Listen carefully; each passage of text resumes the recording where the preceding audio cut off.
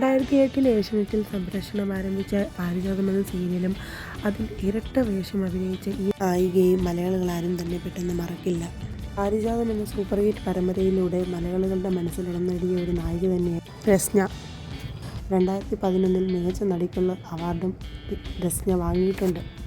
അതിനുശേഷം താരം ഏഷ്യാനെറ്റിലെ വൃന്ദാവനം എന്ന സീരിയലിൽ അഭിനയിച്ചു. എന്നാൽ സീരിയൽ മാറ്റി സൂര്യ ടിവിയിൽ നന്ദനം എന്ന പേരിൽ സംരക്ഷണം ആരംഭിച്ചു. ഇതിലും രസ്ന തന്നെയായിരുന്നു നായിക. പിന്നെ തുടർന്ന് സിന്ദൂരച്ചെപ്പ്, അമ്മയ്ക്കായി, അങ്ങനെ നിരവധി സീരിയലുകളിൽ താരം വേഷമിട്ടു. ഇപ്പോൾ വർഷങ്ങളായി താരത്തിനെ പറ്റി ഒരറിവും പ്രേക്ഷകർക്കില്ല.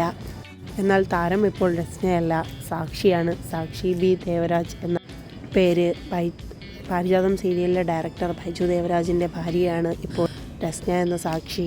3 മക്കളുടെ അമ്മയാണിപ്പോൾ സാക്ഷി. കുടുംബജീവിതവുമായി വീട്ടമ്മയായി താരം മുമ്പോട്ട് പോവുകയാണ്.